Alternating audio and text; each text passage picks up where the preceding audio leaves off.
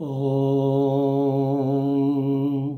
नमः शिवाय गुरवे सच्चिदानंदमूर्तये निष्प्रपंचाय शांताय निरालंबाय तेज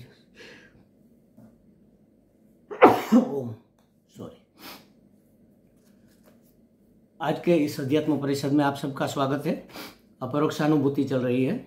पहले मंगलाचरण का पाठ करेंगे, फिर 25वें श्लोक का पाठ करेंगे, फिर उसको समझने का प्रयास करेंगे। ओम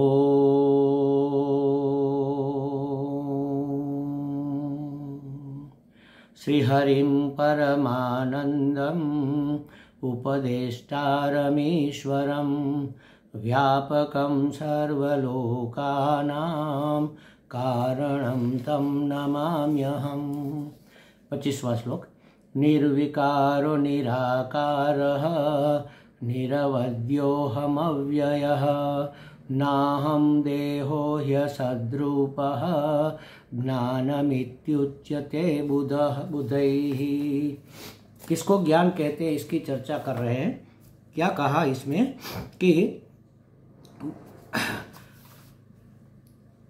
ब्रह्म से अभिन्न और शरीर आदि के भीतर रहा हुआ स्थूल देह जन्म मरण आदि विकारों रहित माने निर्विकार मैं हूँ। स्थूल सूक्ष्म और कारण इन तीनों देहों से भिन्न विकारों रहित मैं हूँ। स्थूल शरीर में विकार आते हैं, जन्मना मरना, इन दोनों के बीच में जो षड विकार सब आते हैं, उससे रहित अनंत चैतन्य में हूँ, ऐसा कहा। देहादि के आकारों से रहित निराकार मैं हूँ। स्थूल का आकार होता है, वह आकार वाला मैं नहीं हूँ। स्थूल शरीर के वात पित्त कफ आदि दोषों से रहित मैं हूँ। सूक्ष्म शरीर के काम क्रोध आदि दोषों से रहित मैं हूँ और निर्दोष हूँ माने निष्पाप हूँ। इसलिए आध्यात्मिक, आधि भौतिक और आधि दैविक तीनों तापों से रहित मैं हूँ। तो जिसका जन्म नहीं, उसकी वृद्धि नहीं, उसका विकार नहीं, उसकी मृत्यु नहीं, तो कहते हैं कि मैं निर्विकार विनाश रहित हूँ। जैसे सुक्तिका में हमें चांदी का भ्रम हो जाता है, वैसे ही निर्विकार आत्मा में मैं मनुष्य हूँ ऐसी प्रतीति भ्रांति से हो रही है। वास्तव में असद रूप देह मैं नहीं हूँ, मैं सदरूप अनंत चैतन्य की अभिव्यक्ति मात्र हूँ। असद रूप माने जो तीनों कालों में नहीं टिकता, त्रिकाल अबाधित नहीं है, वह असद रूप है। जो बदलता रहता है, जिसमें विकार होता है, जिसका जन्म और मृत्यु होती है, जिसकी उत्पत्ति और विनाश होता है, उसको कहते हैं असद रूप, जड़। मैं तो चेतन सदरूप आत्मा हूँ। इस तरह के ज्ञान को प्रबुद्ध लोग, ज्ञानी लोग ज्ञान कहते हैं। ज्ञान क्या है? तो देखो, ज्ञान दो प्रकार से माना जाता है। इस अध्यात्म ज्ञान की प्राप्त कर रहे हैं। वैसे तो सांसारिक और आध्यात्मिक ये दो प्रकार के ज्ञान को परा और अपरा विद्या ऐसा कहते हैं।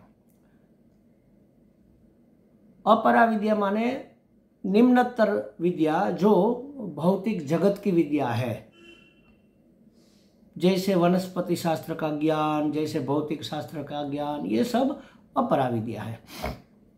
और परा विद्या क्या है? उसमें रहे हुए पूरे जीव जगत जगदीश के तत्व को जानना, इसको कहते हैं परा विद्या। अब इस अध्यात्म विद्या में भी, परा विद्या में भी दो विभाग हम कर सकते हैं।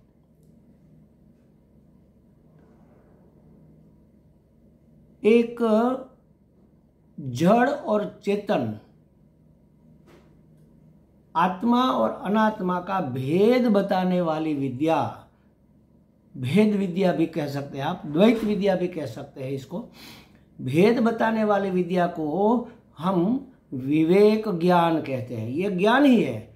भेद पता चले तो हमें ज्ञान हुआ कि जड़ क्या है और चेतन क्या है, ये ज्ञान हो गया। कैसे हुआ? विवेक से हुआ। आत्मा क्या है और अनात्मा क्या है, इसका हमने विश्लेषण किया तो हमें पता चला कि अहम आत्मा इदम अनात्मा। तो ये ज्ञान हमें विवेक के द्वारा प्राप्त हुआ, इसलिए विवेक को भी ज्ञान कहते हैं। तो एक है विवेक ज्ञान जो द्वैत का विश्लेषण करके प्राप्त होता है, और दूसरा है अद्वैत ज्ञान, वह आत्मा और परमात्मा का एकत्व ज्ञान। वह था भिन्नत्व का ज्ञान और यह है एकत्व का ज्ञान। आत्मा ही परमात्मा है, अहम ब्रह्मास्मि, एकमात्र परमात्मा के सिवा कोई दूसरा है ही नहीं, एकमेवा द्वितीयम, सर्वम खल्विदम ब्रह्म, वासुदेव सर्वमिति, ये सब अद्वैत ज्ञान है।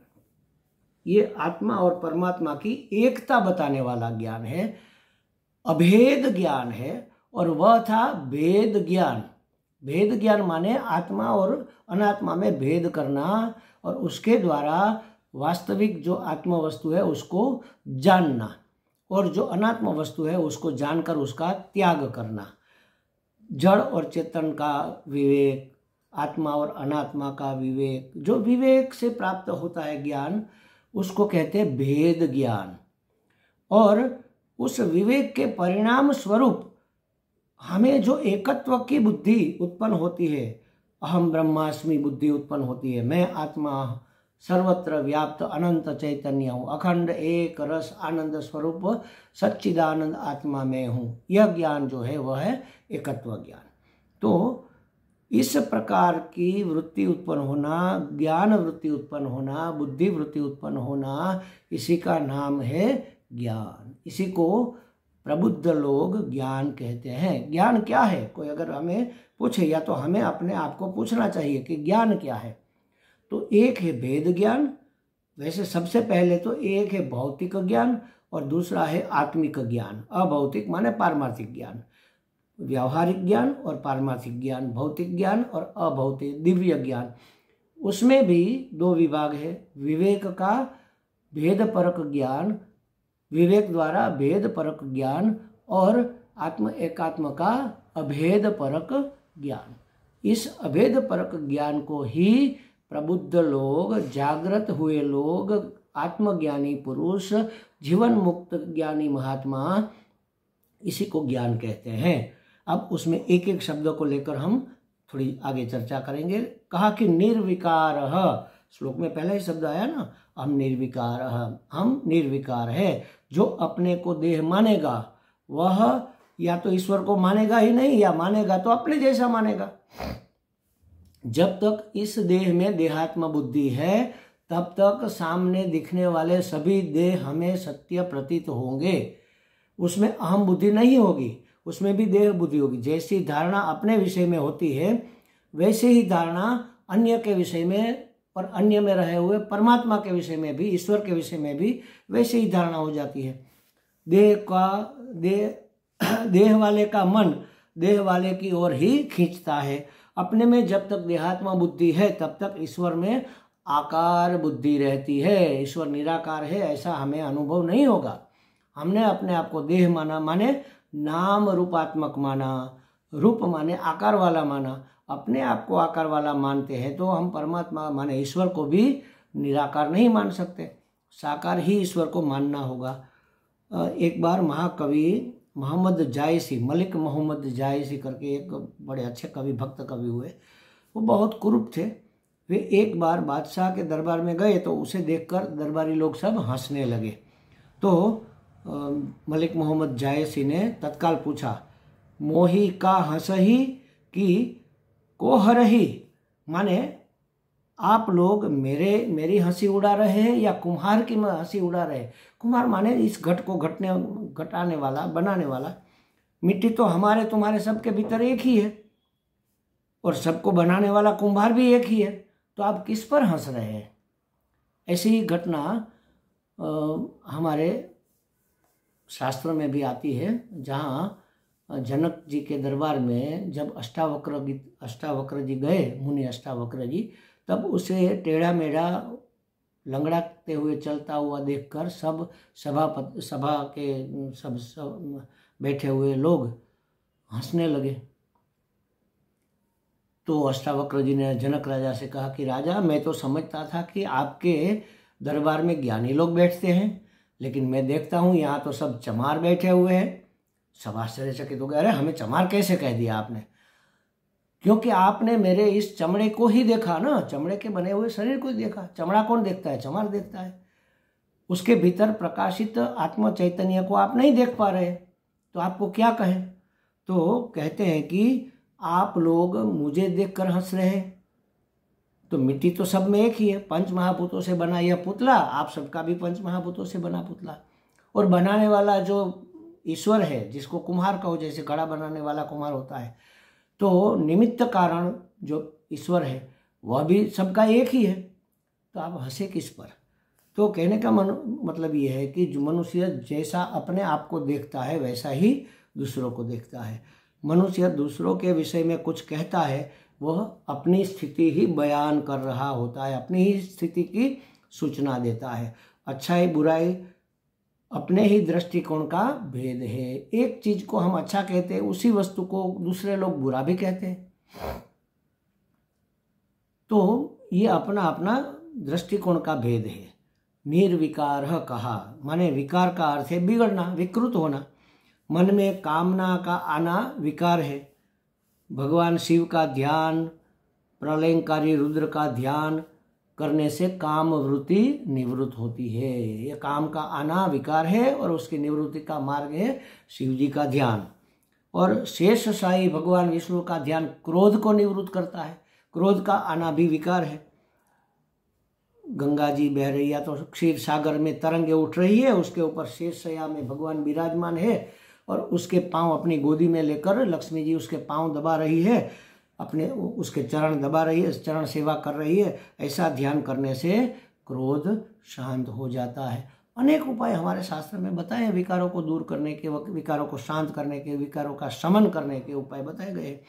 तो ये काम क्रोध आदि मन के विकार है। मुझ में तो कोई विकार है ही नहीं, मुझ में कोई विकार नहीं माने व्यय नहीं है। पहले विकार होता है, फिर व्यय होता है, फिर क्षय होता है, फिर धीरे धीरे नष्ट हो जाता है। आकार नहीं है, विकार नहीं है, व्यय नहीं है, माने इस प्रकार कृति, आकृति, विकृति, इन तीनों का निषेध करने का यह प्रसंग है। यह कोई कृति नहीं है, मैं कोई कृति किसी का किया हुआ नहीं हूँ, मैं कोई आकृति रूप में नहीं हूँ, मेरी कोई विकृति नहीं है। ऐसा निर्विकार शब्द से यहाँ कहा जाता है। देखो इस शरीर में तो विकार आते हैं, लेकिन मैं शरीर थोड़े ही हूँ। शरीर तो मैंने जिस प्रकार इस वस्त्र को धारण किया हुआ है, उसी प्रकार आत्मा ने इस शरीर रूपी वस्त्र को धारण किया हुआ है।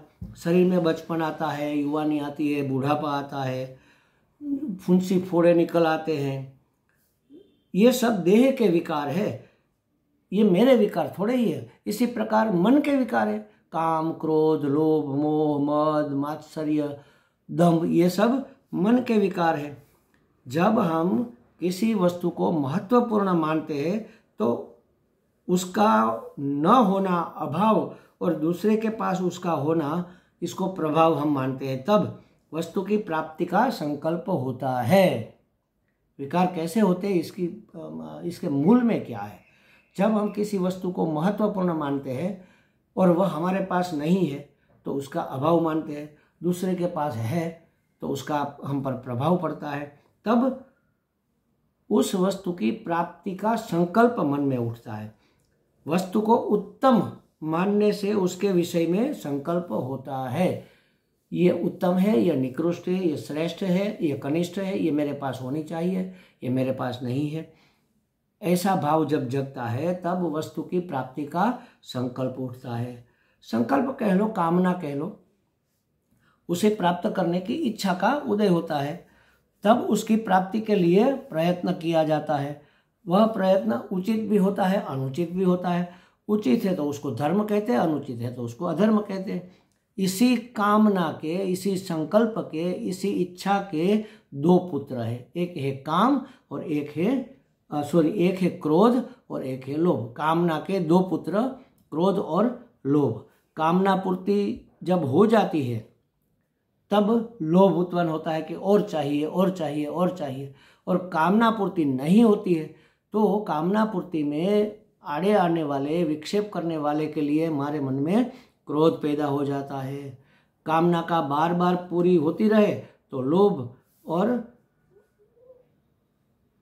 कामना में विक्षेप हो जाए तो क्रोध। काम के दो पुत्र है, उसी तरह एक पौत्र भी है। बार बार कामना पूरी होती है तो मोह हो जाता है कि नहीं ये चाहिए, ये हमारे पास होना चाहिए, जो है उसको हमें संभाले रखना है, वो हमसे छूट नहीं जाए, इसको कहते हैं मोह। मोह माने अविवेक, अविवेक पैदा हो जाता है। तो क्रोध से भी कामना पूरी न हो तो काम की पौत्री हिंसा उत्पन्न होती है। कामना पूरी होती है तो लोभ होता है, लोभ दृढ़ होता है तो अविवेक माने मोह हो जाता है। कामना पूरी नहीं होती है तो क्रोध उत्पन्न होता है, क्रोध ज़्यादा बढ़ जाए तो उसकी पुत्री हिंसा पैदा होती है। माने कामना की पौत्री हिंसा, कामना का पौत्र मोह। काम, उसके दो पुत्र लोभ और मोह। लोभ की और मोह की, लोभ और क्रोध की दो संतान, एक है मोह और एक है हिंसा। इन सब में हमारा कोई कर्तृत्व नहीं, ये होता रहता है। बस अविद्या या अज्ञान के कारण हमें प्राप्ति की इच्छा हुई, कामना हुई, तो सबका कारण अविद्या, अज्ञान है। अज्ञान जब तक रहेगा, हमने रखा नहीं है, वो तो अनादि है, लेकिन उसको निवारण करने का हमारा कर्तव्य है, उसको निवारण हम कर सकते हैं। तो जब तक अज्ञान रहेगा कामना उठती रहेगी, कामना उठेगी तो उसकी पूर्ति करने का प्रयत्न होगा, पूर्ति हो गई तो लोभ होगा, लोभ दृढ़ हो गया तो मोह हो जाएगा, कामना पूर्ति नहीं हुई तो क्रोध होगा, क्रोध बढ़ जाएगा तो हिंसा होगी। तो कहते हैं कि इन सब में हमारा कोई कर्तृत्व नहीं है, हमने नहीं किया, ये हो जाता है, हमारे वश में नहीं है। यह सब इस शरीर में घटित घटनाएं हैं। हम आकाश के समान इसके साक्षी मात्र है। हमें दिखता है कि क्रोध आ रहा है, हमें दिखता है कि मोह हो रहा है, हमें दिखता है ये सब हो रहा है, लेकिन हम उसको कर नहीं सकते, हम तो उसके साक्षी मात्र है। इस विकृतियों में हम विकार रूप नहीं है। इन सब में रहने या न रहने पर भी हम तो रहते हैं। क्रोध चला गया तो हम थोड़ी चले गए, कामना मिट गई तो हम थोड़ी मिट गए। ये आते हैं और ये जाते, आने जाने वाले ये सब मिथ्या और हमें परवश करके हमारे ऊपर हावी हो जाते हैं। यह मैंने किया, ऐसी मान्यता ही अज्ञान है। शरीर में जैसे हम कहते हैं कि ये मैंने किया, तो क्या हम सब हमारे शरीर में ये बाल जो निकल आते क्या हमने निकाले? वो बढ़ते हैं तो इसमें हमारा कोई कर्तृत्व है? आगे के क्षण में क्या होगा इसका निश्चय क्या हम कर सकते हैं? इसका ज्ञान हमें है क्या? आगामी क्षण में हम किसी को गाली देंगे या भगवान का नाम लेंगे, यह निश्चित रूप से हम कह नहीं सकते। कब क्या चाह माने इच्छा हमारे मन में उदित हो जाए, ये हमें पता नहीं है। पूर्व के जन्मों जन्म के जो संस्कार अंदर पड़े हुए हैं, वही अंकुरित होकर कोई इच्छा के रूप में कभी न कभी उत्पन्न हो जाती है। हमारे गुरुजी कहते हैं कि इच्छा उत्पन्न करना हमारे हाथ में नहीं है, लेकिन हम इतने भी परवश, इतने भी परतंत्र नहीं है कि उस इच्छा के अधीन हो जाए। हम चाहे तो उस इच्छा की पूर्ति कर सकते हैं, और चाहे तो उस इच्छा की पूर्ति के लिए कार्यान्वित न हो, बस देखते रहे कि इच्छा हो गई। मतलब क्या है कि हमारे शरीर में कामना जागी, किसी वस्तु का महत्व, हमें किसी वस्तु को हमने महत्व दिया तो उसको प्राप्त करने की इच्छा हुई, लेकिन उस इच्छा के लिए हम, इच्छा पूर्ति के लिए हम कोई कर्म न करें, और उस कर्म को मैं करता हूँ ऐसा भी न माने। अगर कोई कुछ हो जाता है, हो रहा है, तो मैंने किया ऐसा न माने, तो फल की इच्छा नहीं रहेगी। मैं करता हूँ तभी तो मैं भोक्ता बनूंगा ना, भोक्ता बनने के लिए फल चाहिए, तो फल की इच्छा ही नहीं रही, कामना ही नहीं। फल नहीं मिलेगा या मिलेगा कोई फर्क नहीं पड़ता। तो नहीं मिला तो क्रोध नहीं होगा, मिला तो लोभ नहीं होगा, क्रोध नहीं होगा तो फिर हिंसा नहीं होगी, लोभ नहीं होगा तो फिर मोह नहीं होगा। तो कामना करने का हमें कोई स्वातंत्र्य नहीं है। इच्छा जगाने न जगाने की हमें कोई हमारा कोई अधिकार नहीं है, लेकिन जागी हुई इच्छा, जागी हुई कामना, जागृत हुई कामना को पूरा करना या नहीं करना, ये हमारे हाथ में है। हम सिर्फ साक्षी दृष्टा बनकर देख सकते हैं, वो अपने आप मिट जाएगी। तो कहते हैं कि प्रायः लोग कहते हैं कि हम चाहे तो हम यह कर सकते हैं, किंतु पहले चाह का उदय होना तो चाहिए, वो हमारे हाथ में है ही नहीं। फिर उस चाह की पूर्ति के लिए तद अनुकूल बुद्धि का उदय होना चाहिए। चाह पैदा हो जाए, फिर चाह के अनुकूल बुद्धि पैदा हो जाए और उस बुद्धि के अनुसार कर्म हो, तब तो कर्म होगा। इसमें से कोई चीज़ हमारे हाथ में नहीं है। न तो इच्छा उत्पन्न होना हमारे हाथ में है, और उस इच्छा के अनुसार बुद्धि होना, प्रकट होना हमारे हाथ में नहीं है। उसकी प्राप्ति की बुद्धि के अनुसार कर्म करना हमारे हाथ में नहीं है। इसीलिए तो भगवान ने गीता जी में कहा, कर्मण्येवाधिकारस्ते मा फलेषु कदाचन। कर्म करने में तुम्हारा अधिकार है, तुम कर्म कर सकते हो, ये लायकात है तुम में, लेकिन फल की इच्छा रखना वो तुम्हारे हाथ में नहीं है। फल की इच्छा माने फल तो मिलेगा, लेकिन कब, कहाँ, कैसा, किस प्रकार से मिले, यह तय करना तुम्हारे हाथ में नहीं है। ऐसी दशा में हम कर्ता कैसे मान सकते हैं अपने आप को? फिर भी हम अपने आप को कर्ता मानते हैं। स्वतः होने वाले कर्म को अपने ऊपर ले लेना, ये कहाँ की बुद्धिमानी है? अखंड जी महाराज कहते हैं ये तो बेईमानी है, ये तो बेवकूफ़ी है और बेईमानी है। यौवन और वार्धक्य माने युवान होना, वृद्ध होना, ये हमारे हाथ में नहीं है, शरीर में हो रहा है। ये सब शरीर में ही नहीं, मन में भी होता है। मन भी वृद्ध हो जाता है, माने थोड़ा निराश, थोड़ा ढीला पड़ जाता है। युवावस्था का मन और बुढ़ापे का मन समान नहीं होता। मन में जो विचार आते जाते हैं, युवा आशिष्टो दृढ़िष्ठ, अर्थात युवा पुरुष आशावान और लक्ष्य में दृढ़ होता है, जबकि वृद्ध पुरुष निराशावादी और विचलित रहता है। तो हमारे मन में वृद्धावस्था में भी वैसे परमात्मा प्राप्ति का उत्साह बने रहना चाहिए। वृद्ध का मन आलस्य और मोहयुक्त हो जाता है, जबकि आत्मा तो अत्यंत अविकारी है। इसलिए कहा निर्विकार, मुझ में कोई विकार नहीं है। विकार स्वयं होते हैं और उसका संस्कार किया जाता है, उसमें सुधार किया जाता है। आकार कर्मानुसार प्राप्त होते हैं और प्रकार स्वभाव अनुसार होता है। विकार, संस्कार, आकार और प्रकार, चार चीज़ों को समझ लो। विकार स्वयं होते हैं, उसका संस्कार किया जा सकता है। आकार कर्म के अनुसार प्राप्त होता है, जैसा कर्म किया वैसी योनि हमें प्राप्त होगी। और प्रकार स्वभाव के अनुसार, हम किस प्रकार से क्या करेंगे वो हमारे स्वभाव के ऊपर आधार रखता है।